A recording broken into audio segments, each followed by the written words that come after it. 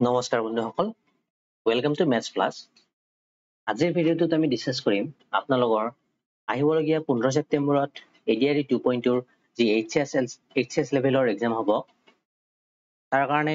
মেথছৰ বা ৰিজনিঙৰ আহিব পৰা যিমান ইম্পৰ্টেণ্ট বা আহিব পৰা সম্ভাৱ্য কুৱেশ্যন আছে গোটেইসমূহ আজিৰ ভিডিঅ'টোত ডিছকাছ কৰিম। গোটেইসমূহ নহয় একজেক্টলি, মানে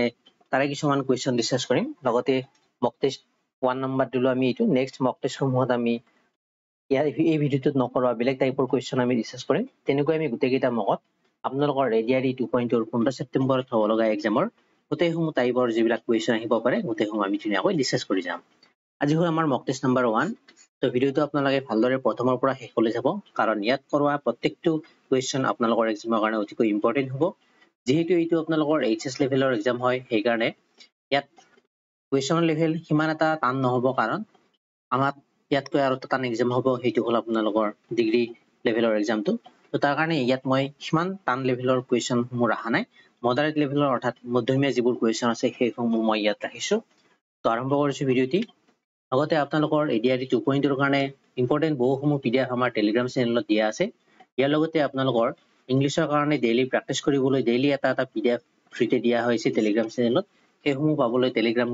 চেনেলত জইন হ'ব। টেলিগ্ৰামৰ লিংক আপোনালোকে ডেছক্ৰিপশ্যনত পোৱাৰ উপৰিও টেলিগ্ৰামত আপোনালোকে এনেকৈ সাৰ্চ কৰিব, আমাৰ চেনেলটি পাই যাব, তাৰ পৰা আপোনালোকে জইন ল'ব পাৰে।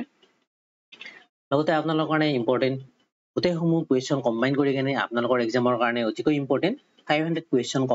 কম্বাইন কৰি আমি এখন ইবুক তৈয়াৰ কৰিছিলোঁ, যাৰ প্ৰাইচ হ'ল মাত্ৰ 199। এই ইবুকখন আপোনালোকৰ যদিহে গোটেইসমূহ টপিক কভাৰ কৰা হৈছে তেতিয়াহ'লে ইয়াত প্ৰেক্টিছৰ কাৰণে ভালেমান কুৱেশ্যন পাব। আৰু কুৱেশ্যনসমূহ হ'ল একেবাৰে এক্সাম অৰিয়েণ্টেড কুৱেশ্যন, যে নেকি আপোনালোকৰ আছাম গভৰ্ণমেণ্টৰ বিভিন্ন ধৰণৰ এক্সামত তেনেকুৱা টাইপৰ কুৱেশ্যন আহি থাকে। সেইসমূহ টাইপৰ কুৱেশ্যন মই কম্বাইন কৰি ধুনীয়াকৈ ইবুকখন প্ৰস্তুত কৰিছোঁ। তো ইবুকখন ল'বলৈ আপোনালোকে ডেছক্ৰিপশ্যনত গোটেইখিনি তথ্য দিয়া থাকিব। তথাপিও আপোনালোকক মই এবাৰ কৈ দিওঁ, এইটো UPI ID বা এইটো QR কোড স্কেন কৰি 199 পে' কৰিব, আৰু পে' কৰি স্ক্ৰীনশ্বটখন এইটো হোৱাটছএপ নম্বৰত চেণ্ড কৰি দিব। তো সময় নষ্ট নকৰি আমি আৰম্ভ কৰিছোঁ আজিৰ কুৱেশ্যনসমূহ। প্ৰথমতে কৈ থৈ দিওঁ আপোনালোকে মক টেষ্টটো কেনেকৈ এপিয়াৰ কৰিব। মক টেষ্টটো আপোনালোকে এপিয়াৰ কৰিবলৈ হ'লে এই কুৱেশ্যনটো আপোনালোকে দেখাৰ লগে লগে ভিডিঅ'টো পজ কৰি ল'ব। তাৰ পৰা কুৱেশ্যনটি নিজে ট্ৰাই কৰিব চল্ভ কৰিবলৈ ট্ৰাই কৰাৰ পিছত আপোনালোকে যদিহে আপোনালোকে এনচাৰটো পাইছে ভাল কথা, যদিহে পোৱা নাই তেতিয়াহ'লে ভিডিঅ'টো চাব, আৰু যদিহে এনচাৰটো পাইছে তাৰপিছতো ভিডিঅ'টো আপোনালোকে চাব। কিয় চাব ক'লো চল্ভ কৰাৰ পিছতো? কাৰণ মই যিটো মেথডত চল্ভ কৰি দিম বা আপুনি যিটো মেথডত চল্ভ কৰিছে তাৰে কোনটো সহজ আপোনালোকে নিজে বিবেচনা কৰিব। যদিহে আপোনাৰটো সহজ তেতিয়াহ'লে আপোনাৰ সেইটো ভাল কথা। কিছুমান মেথড মানে একদম সহজকৈ কৰিব পাৰি কিছুমান কুৱেশ্যন। তো ইয়াত মই ইমান শ্বৰ্টকৈ কৰিব নিবিচাৰোঁ, কাৰণ ইয়াত জনা নজনা দুই ধৰণৰ ছাত্ৰ ছাত্ৰী থাকে। তো সেইকাৰণে মই যিটো সকলোৱে বুজি পোৱাকৈ বা সহজো হয় তেনেকুৱাকৈ কৰি দিবলৈ চেষ্টা কৰোঁ কুৱেশ্যনসমূহ। তো যদিহে আপোনাৰ মেথডটো বেষ্ট হয় আপুনি সেইটো মেথডতে কণ্টিনিউ কৰিব। যদিহে আকৌ মোৰ মেথডটো আপোনালোকে সহজ পায় বা ইজি হয় তেতিয়াহ'লে আপোনালোকে মোৰ মেথডটো ট্ৰাই কৰিব। ঠিক আছে, তো আৰম্ভ কৰিছোঁ। কি দিয়া আছে ফাৰ্ষ্ট কুৱেশ্যনটিত? কৈছে কি 2 numbers are in the ratio 5:8। অৰ্থাৎ দুটা নাম্বাৰৰ ৰেচিঅ' দিয়া আছে আমাক 5:8, and the product of their highest common factor and least multiple is 6760। আৰু কৈছে যে সিহঁতৰ হাইয়েষ্ট কমন ফেক্টৰ আৰু লিষ্ট কমন মাল্টিপুলৰ প্ৰডাক্ট মানে কি? পূৰণফল। কিহৰ পূৰণফল দিয়া আছে আমাক? হাইয়েষ্ট কমন ফেক্টৰ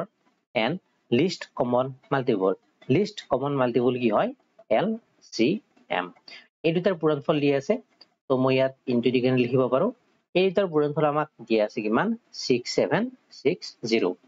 এইখিনি ডিটেইলছ আমাক কুৱেশ্যনটিত দিয়া আছে। আমাক সুধিছে কি what is the sum of this numbers.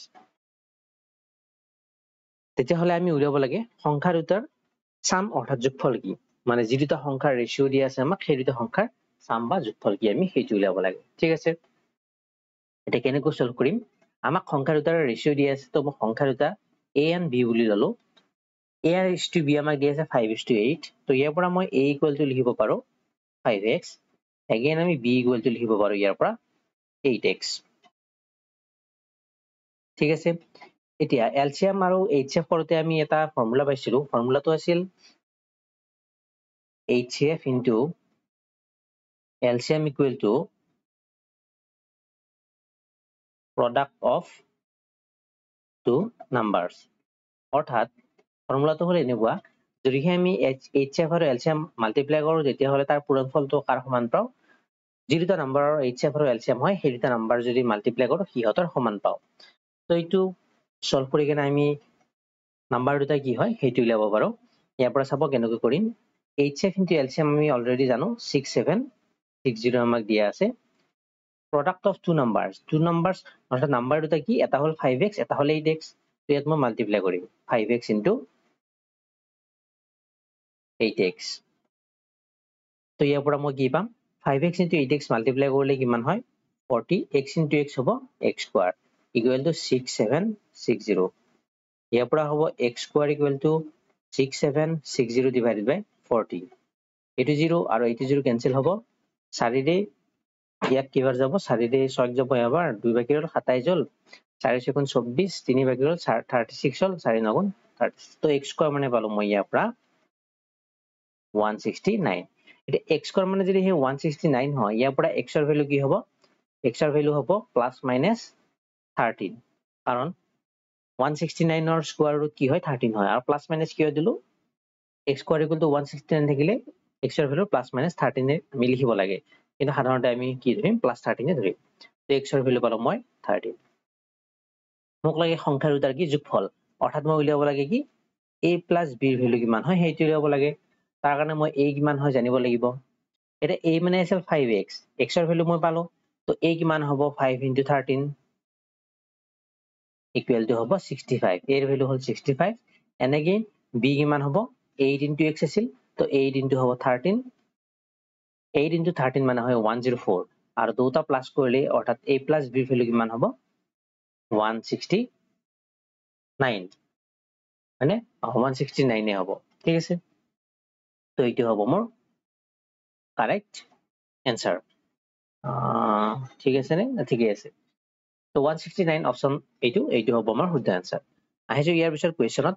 ভিডিওটো পোষ্ট কৰি লওক, কুৱেশ্যনটি নিজে সলভ কৰিবলৈ চেষ্টা কৰক, তাৰপিছত যদিহে নোৱাৰে চাব বা পাৰিলেও চাব। ওকে, তো কি দিছে কুৱেশ্যনটিত, এই লেদাৰ মানে কি হয়, লেদাৰ মানে হয় বেলেগ একো নহয় জখলা। এনেকুৱা জখলা যে থাকে, জখলাক কি বুলি কোৱা হয় ইংৰাজীত লেদাৰ বুলি কোৱা হয়। এইটো হ'ল লেদাৰ এটা।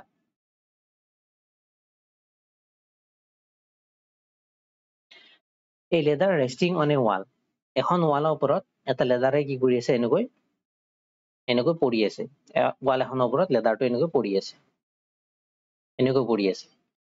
Wall is grounded 3 meters away from the base of the wall। আৰু লেদাৰটোৰ যিটো মূৰ, এই মূৰটো ৱালৰ মূৰটোৰ পৰা কিমান দূৰত আছে 3 মিটাৰ দূৰত আছে, মানে এই পইণ্ট আৰু এই পইণ্টৰ মাজৰ ডিষ্টেন্স 3 মিটাৰ। কৈছে কি if the length of the ladder is 5 meter, যদিহে length of the ladder অৰ্থাৎ এই লেদাৰটোৰ দীঘলটো আমি জানো 5 মিটাৰ বুলি কেনে, সুধিছে what is the height at which it is resting on the wall, তেতিয়াহ'লে কিমান হাইটত, ৱালখনৰ কিমান হাইটত ই পৰি আছে লেদাৰটো সেইটো সুধিছে। তাৰমানে মই উলিয়াব লাগে এইটো ভ্যালু, ইয়াৰ পৰা এইটো পইণ্টৰ পৰা এইটো পইণ্টলৈ কিমান ডিষ্টেন্স মই সেইটো উলিয়াব লাগে, ঠিক আছে। তো কেনেকৈ কৰিম, লেদাৰ এটা ৱাল এখনৰ ওপৰত পৰি আছে,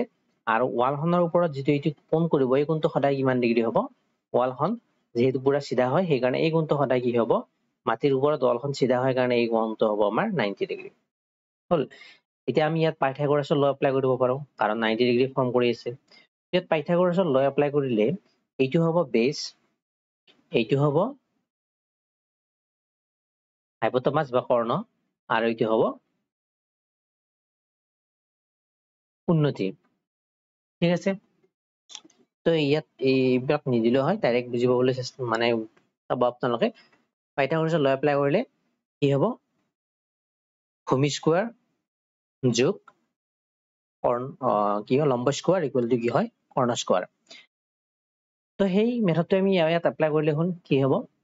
ভূমি কিমান আছে ইয়াত 3 মিটাৰ, তাৰমানে 3 স্কোৱাৰ প্লাছ লম্ব বা উন্নতি কিমান আছে ইয়াত নাজানো, সেইটো আছে h, ইয়াত হ'ব h স্কোৱাৰ ইকুৱেল টু কি হ'ব কৰ্ণ স্কোৱাৰ, কৰ্ণ কিমান আছে ইয়াত 5, এইটো হ'ব 5 স্কোৱাৰ। ইয়াৰ পৰা মই h ৰ ভ্যালু উলিয়ালে হ'ল 9 plus h square equal to 25, ইয়াৰ পৰা পাম h square equal to 25 minus 9, ইয়াৰ পৰা পাম h equal to h square equal to 16 and again ইয়াৰ পৰা পাম h equal to root over 16 আৰু root over 16 ৰ ভ্যালু হল 4 তাৰমানে আমি কি পালো এই ওয়ালখনৰ উচ্চতাটো পালো কিমান 4 মিটাৰ অপচন লাষ্ট অপচন এইটো হ'ব আমাৰ কাৰেক্ট আনসাৰ হল আহিছো নেক্সট কোৱেশ্চনত কি দি আছে কোৱেশ্চনটো পোস্ট কৰি আপোনালোকে নিজে ট্ৰাই কৰিবলৈ সলভ কৰিবলৈ ট্ৰাই কৰিব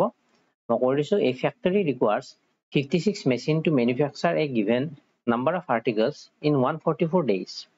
কৈছে কি এটা ফ্যাক্টৰীয়ে 56 টা মেচিন ম্যানুফ্যাকচাৰ কৰিবলৈ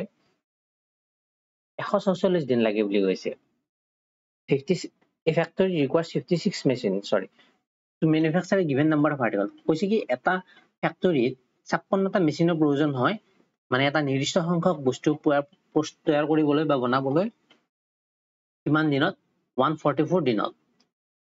how many machines will be required to produce the same number of articles in 96 days আৰু সেই একেই নাম্বাৰ যদি একেই সংখ্যক যদি আমি বস্তু বনাব লাগে তেতিয়াহলে কিমানটা মেচিন লাগিব যদিহে 96 দিনত আমি গোটেই বস্তুখিনি বনোৱা কমপ্লিট কৰিব লাগে ঠিক আছে ইয়াত যেহেতু আমাৰ বস্তু বনোৱা কাম আৰু দুটা কন্ডিশনতে আমি সেম একেই এমাউন্টৰ বস্তু বনাব লাগে তাৰ কাৰণে ইয়াত কি হয় ওয়াৰ্ক ডানটো সেম হয় মানে প্ৰথম কন্ডিশনত যেটো ওয়াৰ্ক ডান w1 হ'ব সেকেন্ড কন্ডিশনতো ওয়াৰ্ক ডান w2 সেম হ'ব এটা ওয়াৰ্ক ডানটো কিহৰ ওপৰত নিৰ্ভৰ কৰিব ইয়াত মানে যিমানটা মেচিনে কাম কৰে আৰু যিমান দিন কাম কৰে সেইটো হ'ব ইয়াত ওয়াৰ্ক ডান আমাৰ 56 টা মেচিনে কাম কৰিছে ডেইলি আৰু 144 দিন কাম কৰিছে তো টোটাল ওয়ার্ক ডান কিমান হ'ব ইয়াত 56 ইনটু যিমানটা মেচিনে কাম কৰিছে কিমান 144 হল এন্ড সেকেন্ড কন্ডিশনত ওয়ার্ক ডান কি হ'ব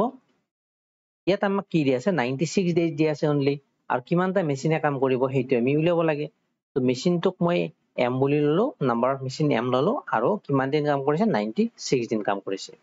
তো ইয়াৰ পৰা কিমানটা মেচিনে কাম কৰিব 96 দিনত কমপ্লিট কৰিবলৈ মই সেই m ৰ ভ্যালুটো উলিয়াব লাগে তো m ৰ ভ্যালুটো ইয়াৰ পৰা কি হ'ব এইটো যদি মই ইফালে লখো m into 96 equal to কি হ'ব 56 into 144 বিলাক পূৰণ কৰি নিদিব পূৰণ কৰি দিলে একদম গড়বড় হৈ যাব তো m equal to কি হ'ব 56 into 144 divided by 96 তো সংখ্যাবোৰ চালে ধৰিব পাৰি ইয়াক 24 ৰে 4 বাৰ ইয়াক 24 ৰে 6 বাৰ আকৌ 4 ৰে 56 ক যায় 13 4 গুণ 56 তো ইয়াৰ পৰা মই m ৰ ভ্যালু কি পালো 13 into 6 আৰু 13 6 গুণ কিমান হয় 13 6 গুণ হয় সরি ইয়াত 13 পাতি সময় 13 কি হ'ব ইয়াত 14 4 গুণ 56 হয় 14 তো ইয়াত হ'ব 14 14 6 গুণ হয় 84 তাৰ মানে কিমানটা মেচিন লাগিব যদি এই একে এমাউন্ট অফ বস্তু প্ৰডিউস কৰিব লাগে 96 দিনত মেচিনৰ প্ৰয়োজন হ'ব 84 টা অপচন 84 অপচন এইটো তো এইটো হ'ব আমাৰ কাৰেক্ট আনসাৰ হল এটা হৈছে নেক্সট কোৱেশ্চনত কি দি আছে in a triangle delta abc ab equal to 13 cm bc equal to 84 cm and angle b is 90 degree then length of ac will be কৈছে এটা triangle abc let's say এইটো এটা triangle কি abc এইটো এটা triangle এই abc triangle টোত ab value দিয়া আছে মই নাম বুলি লিখো a b and c ইয়াত মোক ab ৰ value কি দিয়া আছে কিমান 13 cm ab 13 bc কৈছে 84 bc গুণডাল 84 আৰু কি কৈছে angle b 90 degree কৈছে তো মই এইটো আগতে ভুল হৈ গল angle b আমাক 90 degree কো আঁকিব লাগিব তাৰমানে ত্ৰিভুজটো এনেকুৱা হ'ব b to 90 degree এইটো 90 degree এইটো a এইটো b সরি এইটো c ab কিমান কৈছিল 13 bc কিমান কৈছে 84 angle b 90 মই উলিয়াব লাগে ac ৰ ভ্যালু কিমান হেইটো এইটো ইকুৱেশ্যন সেম আগৰ দৰে একে এটা কৰিছো এইটো 90 ডিগ্ৰী হলে পাইথাগোৰাছৰ ল এপ্লাই কৰি হল পাইথাগোৰাছৰ ল এপ্লাই কৰি দিলে ইয়াত কি হ'ব ab square plus bc square equal to হ'ব ac স্কয়াৰ ইয়াৰ পৰা পাম ab স্কয়াৰ মানে 113 স্কয়াৰ bc স্কয়াৰ মানে হ'ব 84 স্কয়াৰ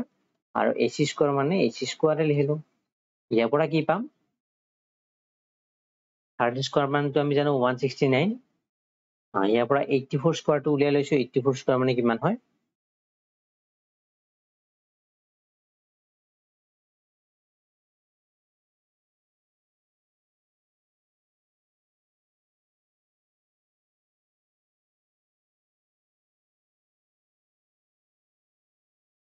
7056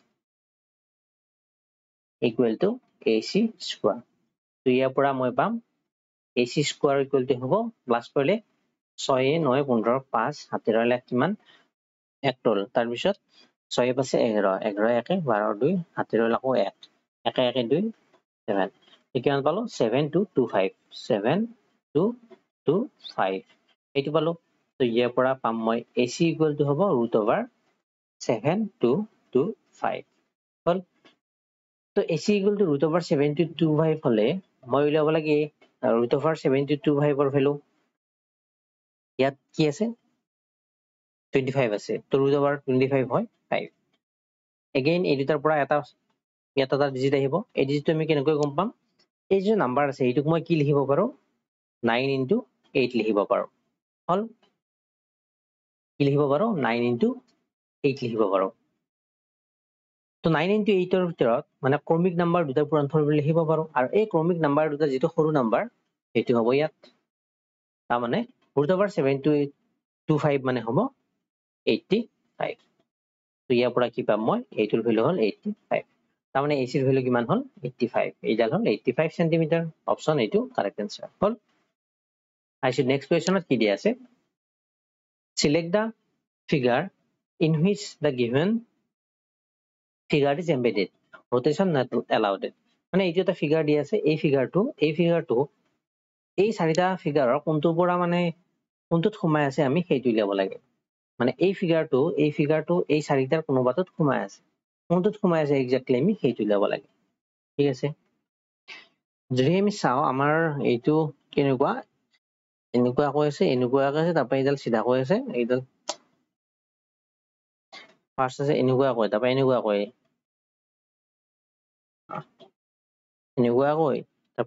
কৈ তাৰপৰা এইডাল আছে সিধা কৈ তাৰপৰা এনেকুৱা কৈ এইটো আছে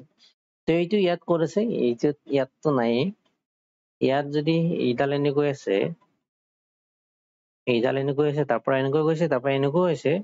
তাৰপৰা আকৌ নাই ইয়াততো নহবই এইটো এনেকৈ গ'ল তাৰপৰা এনেকৈ গ'ল নাই ইয়াতো নাই ইয়াত যদি চাও ইয়াত ক'ত আছে এইটো আছে এনেকৈ তাৰপৰা এনেকৈ আহিছে তাৰপিছত আকৌ এনেকৈ গৈছে তাৰপৰা এইটো তো ইয়াত আছে এইটো সোমাই আছে ইয়াত তো ইয়াৰ পৰা এইটো ওলাই আনিছে তো অপচন কি হ'ব এইটো হ'ব আমাৰ কাৰেক্ট আনসাৰ বুজি পালে আহিছে নেক্সট কোয়েশ্চনত কি দিয়া আছে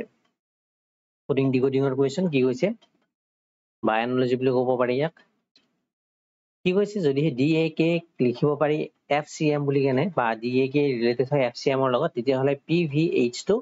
এইটো এইকেইটা অপচনৰ ভিতৰত কোনটো লগত ৰিলেটেড আমি সেইটো ল'ব লাগে আমাক দি আছে DAK কি কাৰ লগত ৰিলেটেড হৈ আছে FCM আমি উলিয়াব লাগে PVH এইটো কি হ'ব তো যদি মই ইয়াত চাও ইয়াৰ ফাৰ্স্টটো চাও মানে প্ৰথমটো ফাৰ্স্ট লেটাৰটো আৰু ইয়াৰ ফাৰ্স্ট লেটাৰটো জিৰ পৰা F কেনেকৈ পালো GEF মানে +2 কৰিছো ইয়াত মই A পৰা C কেনেকৈ পালো ইয়াতো কৰিছো +2 K ৰ পৰা M কেনেকৈ পাৰো KLM ইয়াতো কৰিছো মই +2 ইয়াতো হৈছে মেকে প্ৰসেস হ'ব প্ৰথমটো +2 কৰিছো ইয়াতো হ'ব +2 P Q R তিনিটা স্পট আছে নেক্সট টো কাৰণে হ'ব V W X তাৰ পিছত হ'ব Y তাৰ পিছত H I J ইয়াত হ'ব K তাৰ মানে আমাৰ आंसर হ'ব R Y K R Y K R Y K R Y K সন অপচনতে নাই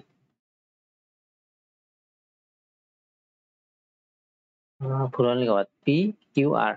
আচ্ছা মই ইয়াত তিনিটা কৈ দিছো চাগে সৰি P Q R +2 কৰিছে V W ইয়াত হ'ব X H I ইয়াত হ'ব J তো R X J হ'ব আমাৰ কারেক্ট आंसर এইটো তো এইটো হ'ব শুদ্ধ आंसर হল আইছো এবাৰ নেক্সট কোয়েশ্চনত কি দিয়া আছে 6 sisters Anu Anita Asha Amy Anvesi and Aisha are sitting around a circular table এই ছয়টা সিস্টাৰে কি কৰিছে এখন সাৰ্কুলাৰ টেবুলত বহি আছে ফেচিং ইচ আদাৰ এটা এটাৰ সন্মুখকৈ বহি আছে মানে এটা এটা মুখ কৰি বহি আছে তো যদিহে মই সাৰ্কেলটো ড্ৰ কৰো এইটো এটা সাৰ্কেল ললো ছজন সিস্টাৰ আছে ছয়জনী এইটো এটা এইটো এটা এইটো এটা এইটো এটা এণ্ড এইটো এটা এইটো এটা ফেচিং ইটছ আদাৰ কেতিয়া হ'ব যেতিয়া মানে সিহঁতে ইনচাইড মুখ কৰি কেনে বহি থাকিব তো সিহঁতে গোটেই কেইজনে কি কৰি আছে ইনচাইড মুখ কৰি বহি আছে মানে ভিতৰ ফালে চাই বহি আছে তেতিয়াহে এজন আনজনৰ সন্মুখীকৈ বহি থাকিব পাৰিব ঠিক আছে এটা কি কৈছে যি মানে ডাইৰেকশন আছে সেই ডাইৰেকশন মতে আমি এই সাৰ্কলটোত সিহঁতক পুট কৰিব লাগিব তো কৈছে কি অনু sits to the immediate left of Ankita এতিয়া মই যদি অংকিতাক ফাৰ্ষ্ট পুট কৰো ইয়াত অংকিতাৰ অনু sits to the immediate left of অংকিতাৰ immediate left ত কোন আছে অনু আছে তো অংকিতা এইফালে চাই আছে এইফালে চাই থাকিলে ইয়াৰ immediate left কোনটো হ'ব এইটো হ'ব ইয়াত কোন আছে তেতিয়াহলে অনু আছে হল নেক্সট লাইনত কি কৈছে মানে আমাৰ ইয়ালৈ কমপ্লিট হ'ল নেক্সট লাইনত কি কৈছে আমি sits exactly between Asha and Aisha ইয়াত আমিও নাই আশাও নাই আইশাও নাই তো এইখিনি আমি এক্সট্ৰাকৈ লিখি লৈছো আমি sits exactly between Asha and Aisha ইয়াত মাজত থাকিব পাৰে নাথাকিব পাৰে কিন্তু একদম মাজত আছে বুলি কৈছে exactly between বুলি কৈছে ইয়াত নাথাকিব তিনিও একেলগ কৰি বহি আছে মাজত আছে আমি ঠিক আছে এটা কি কৈছে Aisha does not sit adjacent to আনভেসি আইশাই কি কৰে Aisha does not sit adjacent to আনভেসি Aisha আৰু আনভেসি একেলগে নবহে আইশা আৰু আনভেসি একেলগে নবহে কি কৈছিল ইয়াত আইশা আৰু আনভেসি একেলগে নবহে বুলি কৈছে ঠিক আছে ইয়ালে তাৰপিছত কি হৈছে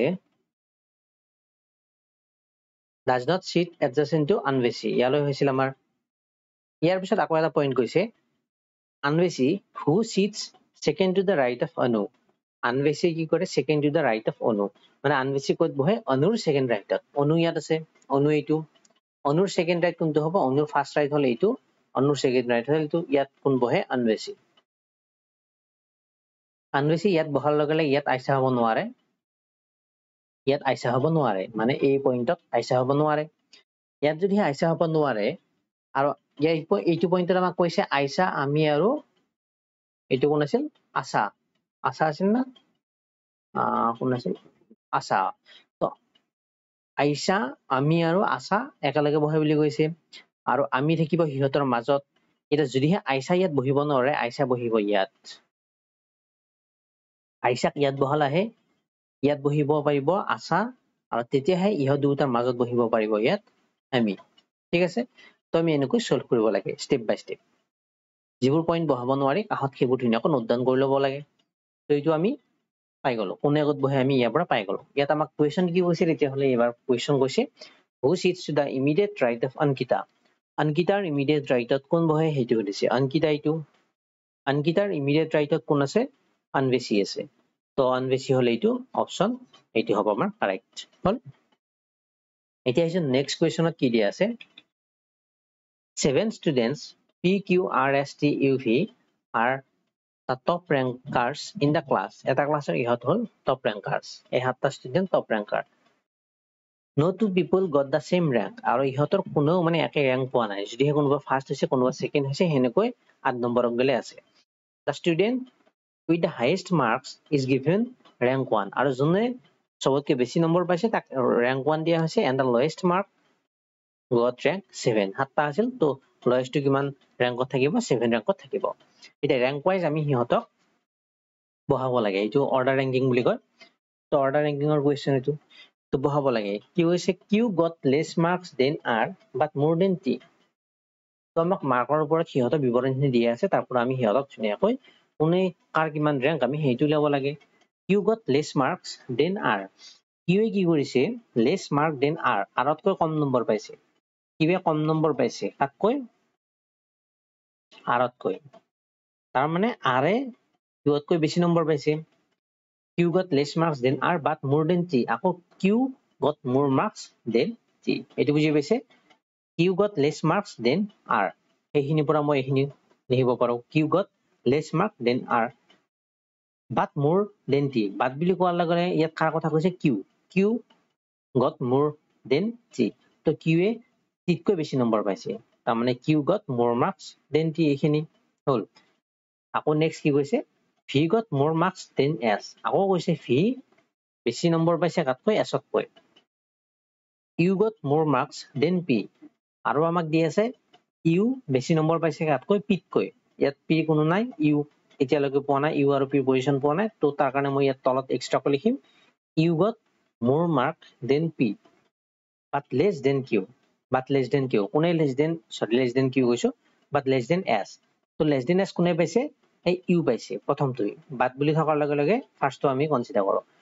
বাট লেছ দেন এছ তাৰ মানে you got less mark than S তো এছতকৈ কম মাৰ্ক কোনে পাব ইউ তো এছতকৈ কম মাৰ্ক পালে ইউ তাৰ পৰা আমি এই পইণ্টটো আমি ডাইৰেক্ট ইয়াত উঠাই নিব পাৰো ইউতকৈ আকৌ কম মাৰ্ক কোনে পাইছিল পি পাইছিল তো এইটো আমি মুছি কেনে ইয়াত লিখিব পাৰো হল এতিয়া ইয়াত 7টা মানুহ পজিশন পাই গেল ইয়াত 4টা ইয়াত 3টা 7টা পাই গেল তো ইয়াৰ পৰা মই কি লিখিব পাৰো দুটা যদি কম্বাইন কৰি দিও কমন একো নাই আৰ Q T V S U P কোনটাটো কমন একো নাই ইয়াৰ পিছত আকৌ কিবা আছে দি চাইছো মই S you got da second list rank and S got the second highest rank. আচ্ছা আকৌ কৈছে কি Q got the second least rank তো rank সমূহ যদি মই ইয়াত দি দিও ফাৰ্স্ট rank দিলো first second third fourth fifth sixth seventh হল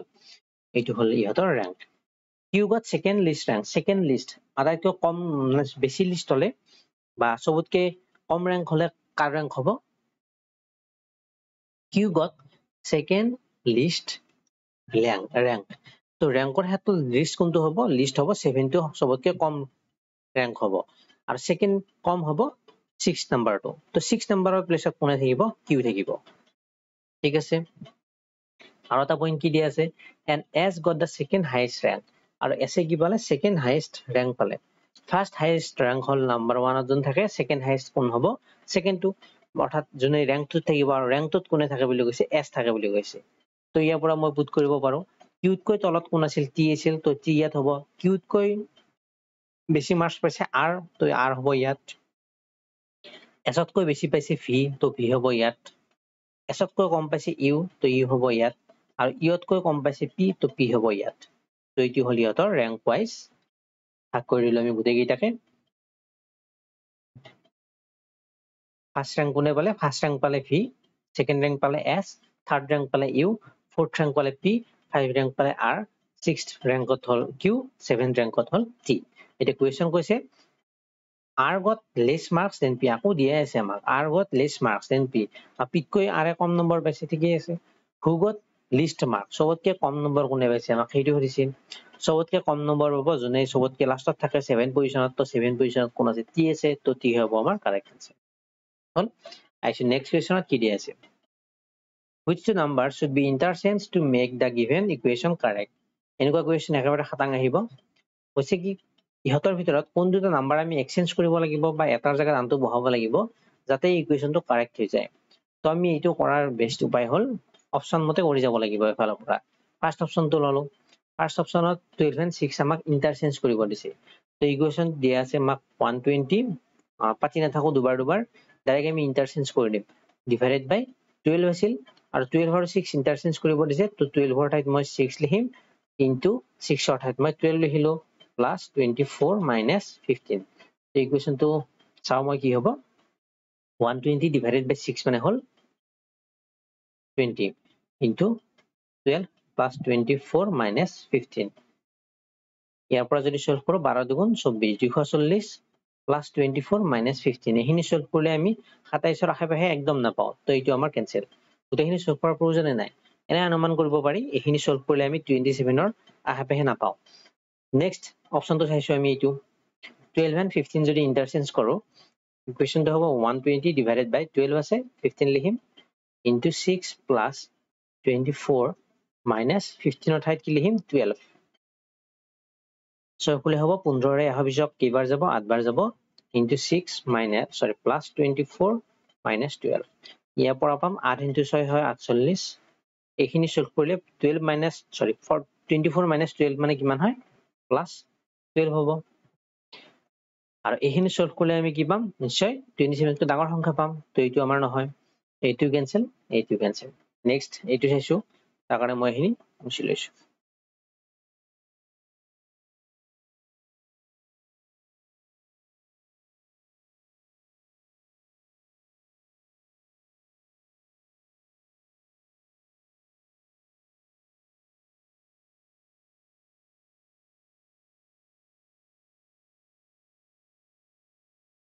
ঠিক আছে এইটো অপচন ট্ৰাই কৰো কি দি আছে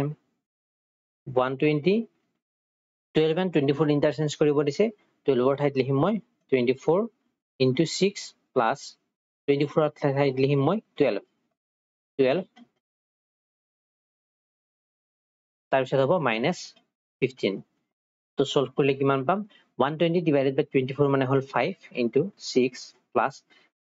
12 minus 15 তো ইয়াৰ পৰা কিমান পাম 5 into 6 হয় 30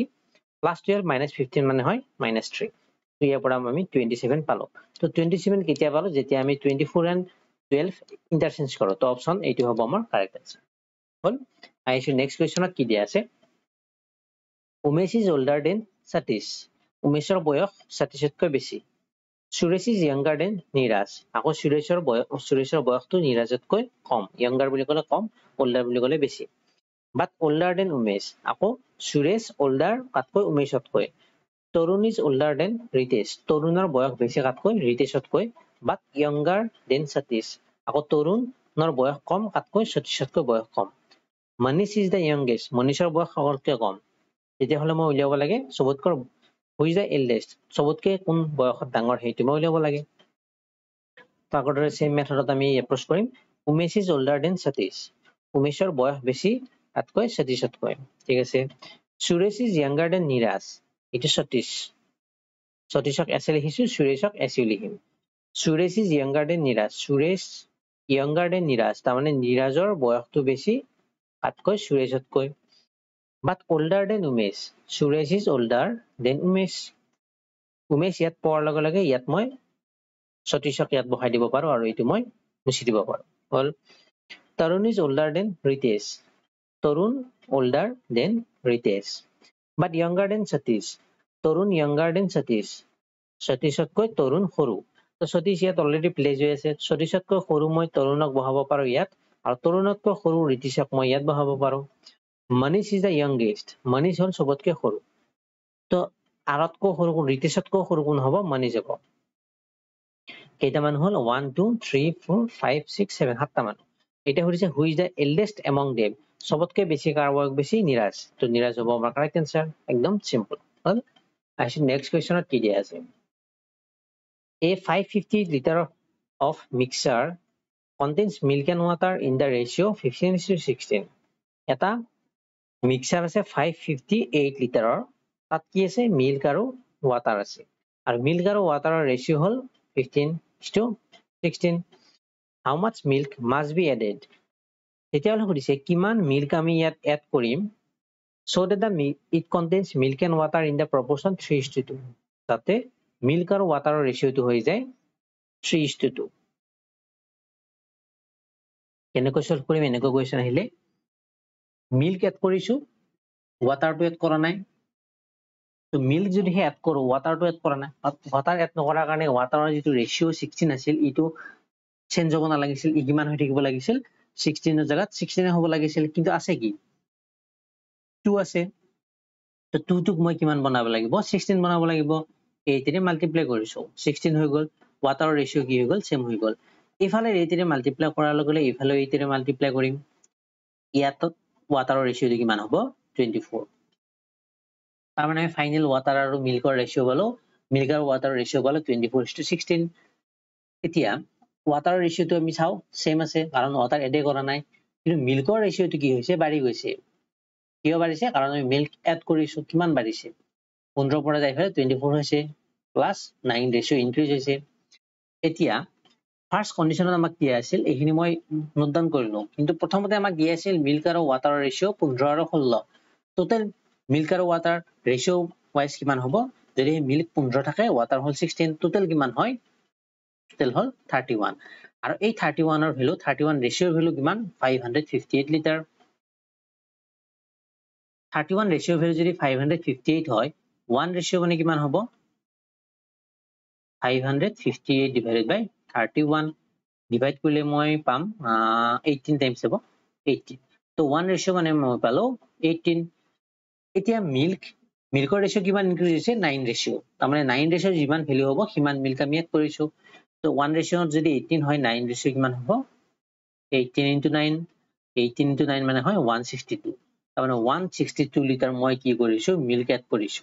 তো অপচন এইটো হ'ব আমাৰ কাৰেক্ট আনসাৰ কিমান মিল্ক এড কৰিছো মোক সেইটো সুধিছে 162 লিটাৰ মিল্ক মই এড কৰিছো সিম্পল আইছো নেক্সট কোৱেশ্চনত কি দি আছে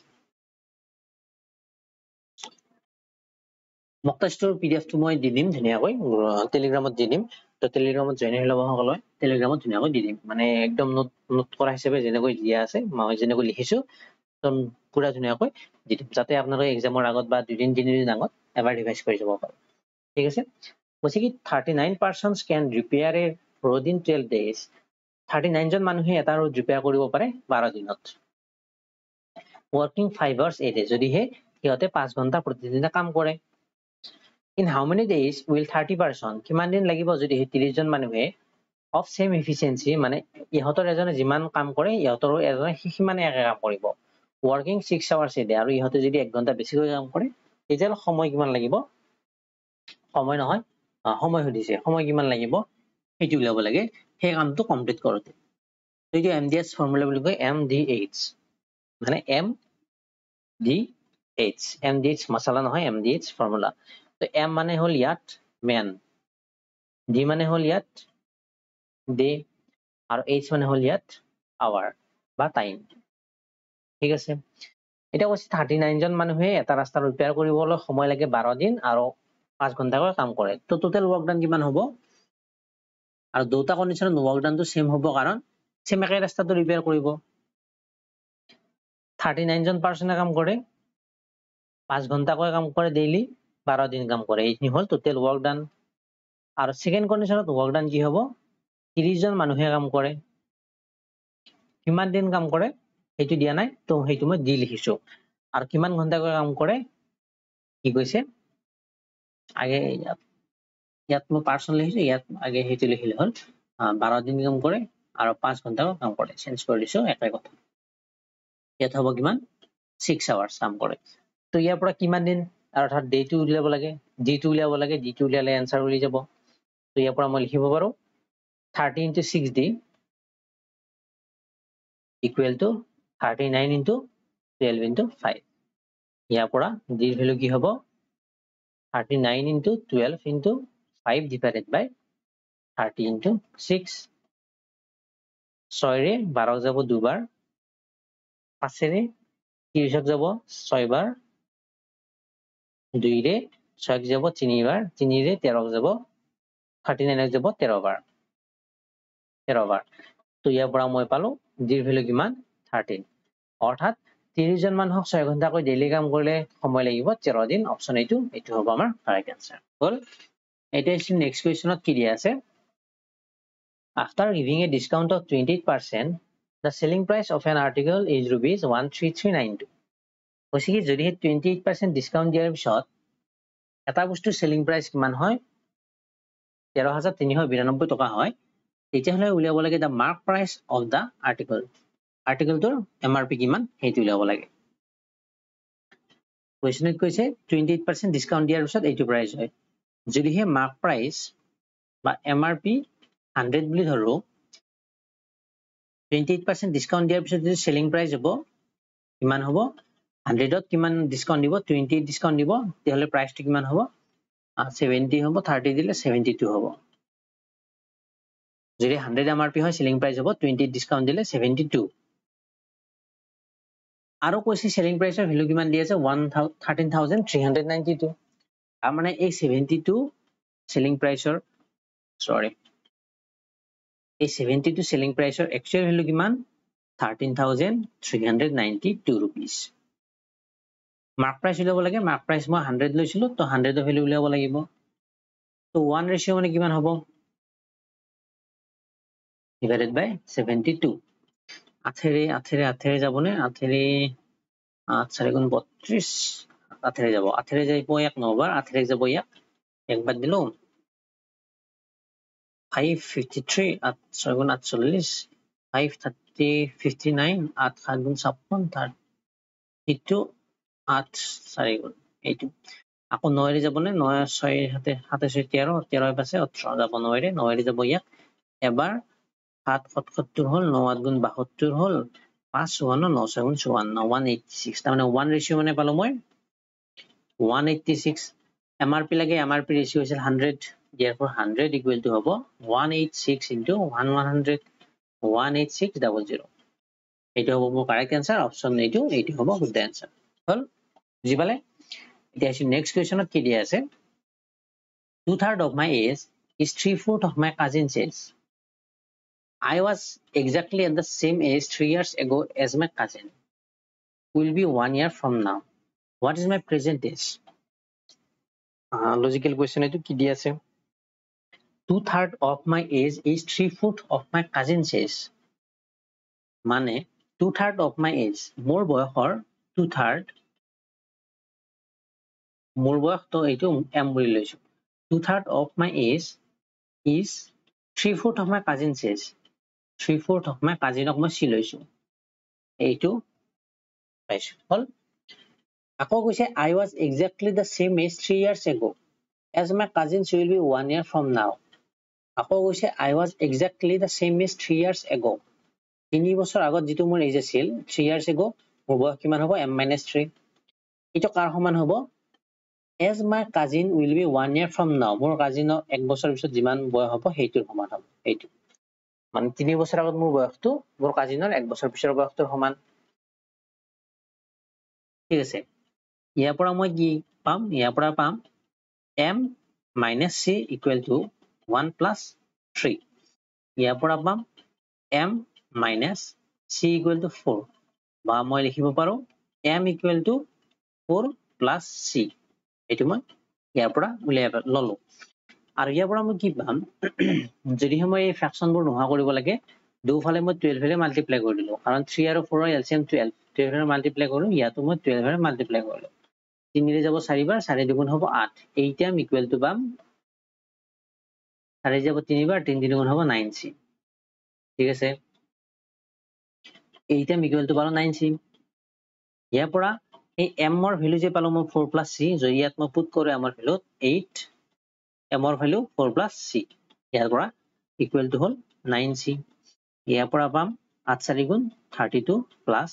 8c equal to 9c ইয়াৰ পৰা পাম 9c টো ইফালে আনিলো ইফালে আহিল আৰু 8c টো মই 12 এক লাইন পাতি দিছো 32 plus 8c ইয়াৰ পৰা পাম 9c minus 8c equal to 32 ইয়াৰ পৰা পাম c equal to 32 তাৰমানে কাজিনৰ বয়স কিমান পালো c মানে কাজিন হয় কাজিনৰ বয়স কিমান পালো 32 কৰিছে কি what is my present age মোৰ বয়স কিমান হেতু কৰিছে মোৰ বয়সক মই m লৈছো therefore m equal to হ'ব 4 plus c c কিমান 32 36 years মোৰ প্ৰেজেন্ট বয়স হ'ব 36 years option 1 এইটো হ'ব আমাৰ কাৰেক্ট आंसर হল এটা আছে নেক্সট কোৱেশ্চনত কি দিয়া আছে The ratio between the speeds of two trains is 2:7 দুখন ট্ৰেইনৰ স্পিডৰ ৰেশিও দিয়া আছে কিমান 2:7 t1 t2 কিমান দিয়া আছে ধৰি ললো 2:7 if the first train runs 350 km in 2 hours যদিহে প্ৰথম ট্ৰেইনখনে 350 km যায় 2 ঘণ্টাত then sum of the speeds of the both train তেতিয়াহলে দুখন ট্ৰেইনৰ স্পিডৰ যোগফল কিমান হেইটো উলিয়াব দিছে ইহঁতৰ ৰেশিও এইটো প্ৰথম ট্ৰেইনখনে কি কৈছে প্ৰথম ট্ৰেইনখনে যায় 350 km 2 ঘণ্টাত যায় ডিসটেন্স কভাৰ কৰে 350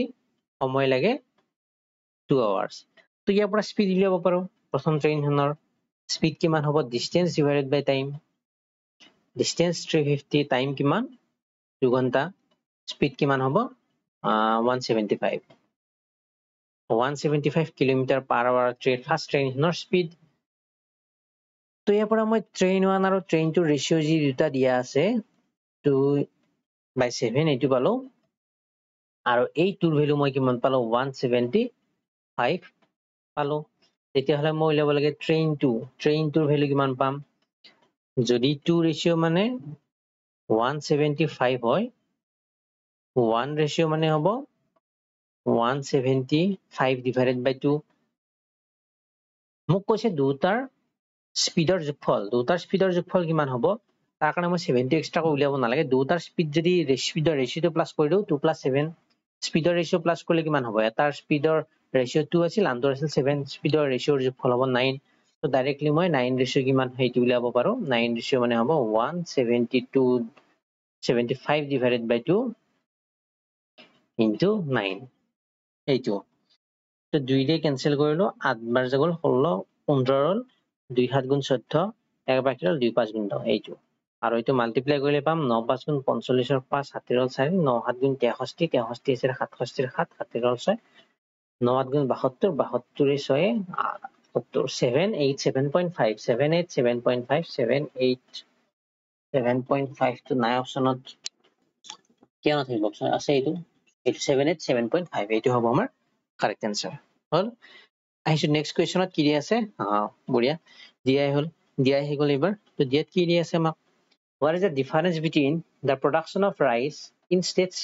in 2016 এইটো ভিডিওটো পোস্ট কৰি এবাৰ নিজে ট্ৰাই কৰক কাৰণ এনেকুৱা কোৱেশ্চন আহাটো একদম সিওৰ what is the difference between the production of rice in state C state তিনিখন দি আছে A B C আৰু production দি আছে 2016 ত 17 ত 18 ত 19 ত 20 আৰু 21 ত ইহতৰ সবৰে production দিয়া আছে in লাখ টন কিমান লাখ টন production হেইটো দিয়া আছে 16 ত তিনিটাৰে production দিয়া আছে এইটো বুজাব এনেকৈ মানে এইটো হল এৰ কলম এইটো হল বিৰ কলম এইটো হল সিৰ কলম ঠিক আছে এটা কৈছে ডিফাৰেন্স কিমান production of rice in state C in 2016 state C 2016 or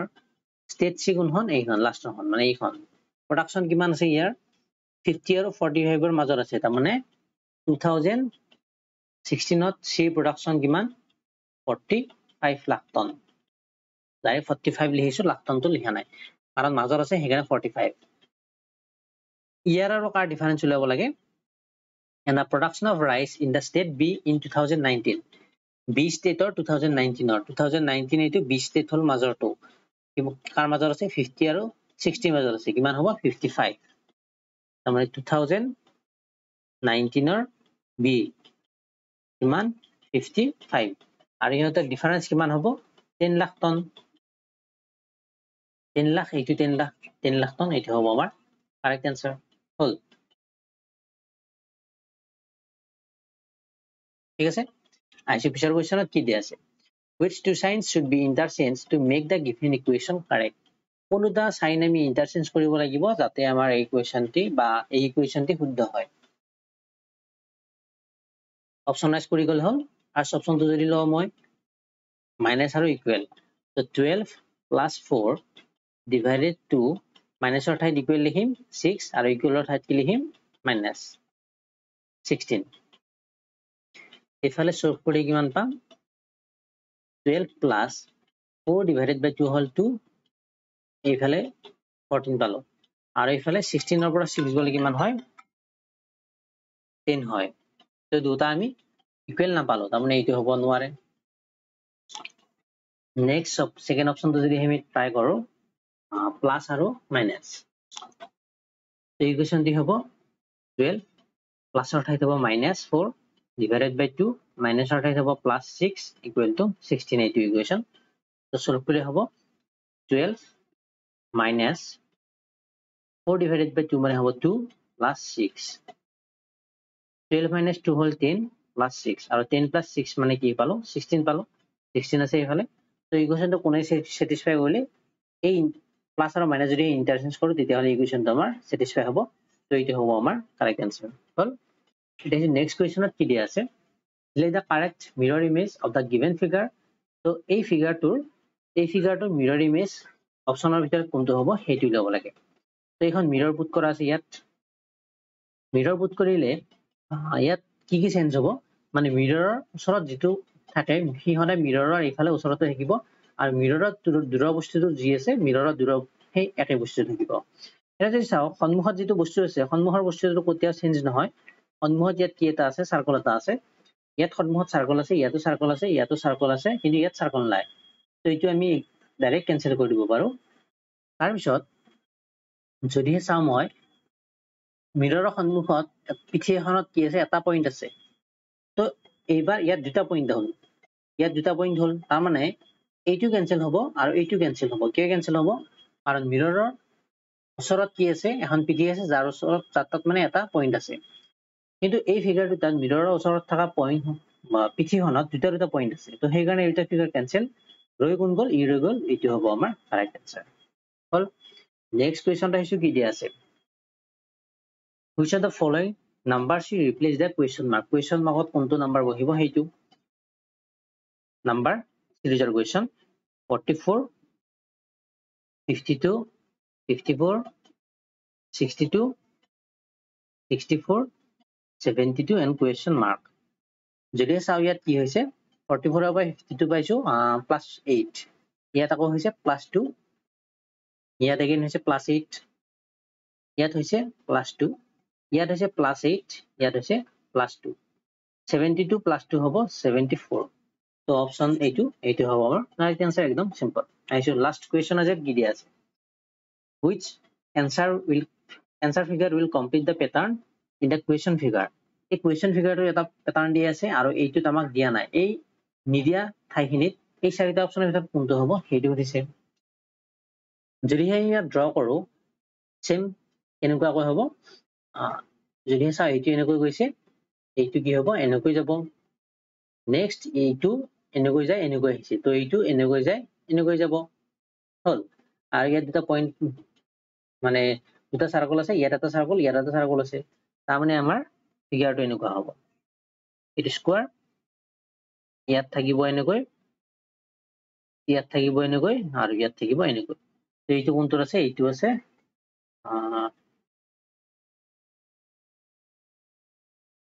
এইটো পুৰা